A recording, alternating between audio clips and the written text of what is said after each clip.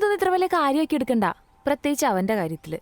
നീ ഇന്നലെ റൂമിൽ കയറി വാതിലടച്ചപ്പോൾക്കും അവനതെല്ലാം മറന്നിട്ടുണ്ടാകും. എനിക്കറിയാൻ പാടില്ല അവനെ. പക്ഷെ ഇത് എല്ലാ തവണത്തെയും പോലെ അല്ല. ഇത്തവണ എനിക്കെന്നെ കൺട്രോൾ ചെയ്യാൻ പറ്റിയില്ല. എനിക്ക് വായി തോന്നി എന്തൊക്കെയോ വിളിച്ചു പറഞ്ഞു. അവന് നല്ല വിഷമമായിട്ടുണ്ടാവും. എവിടെന്ന്? അവനോ? ഇടി, അവൻ പണ്ട് മുതലിങ്ങനെ. അവൻ ഏറ്റവും കൂടുതൽ ഇഷ്ടപ്പെട്ട ആൾക്കാരെ അവനോട് എത്രയൊക്കെ ദേഷ്യപ്പെട്ടാലും എത്രയൊക്കെ വഴക്കുണ്ടാക്കിയാലും അവനൊരിക്കലും അവരോട് ദേഷ്യമൊന്നും തോന്നാറില്ല. ഞാനും അമ്മയൊക്കെ തന്നെ അവൻ എന്തൊക്കെ പറയാറുണ്ട്. പിന്നെ മെച്ചൂരിറ്റി കുറവിൻ്റെ കാര്യത്തിലാണെങ്കിൽ നിങ്ങൾക്കൊരു കുട്ടിയൊക്കെ ആവുമ്പോൾ താനെ മാറിക്കോളും. എന്തുപറ്റി? ഇനി അതിന് നിനക്കെന്തെങ്കിലും പ്ലാൻ ഉണ്ടോ? ഇത്ര കൊല്ലം കഴിഞ്ഞിട്ട് മതി അങ്ങനെ എന്തേലും? പെട്ടെന്ന് എന്തായാലും വേണ്ടെന്നാ. ഫിനാൻഷ്യലി ഒന്ന് സെറ്റിലാവാതെ കുട്ടികളായിക്കഴിഞ്ഞാൽ, അതുമല്ല പാരൻറ്റിങ് അത്ര എളുപ്പപ്പണിയല്ലല്ലോ.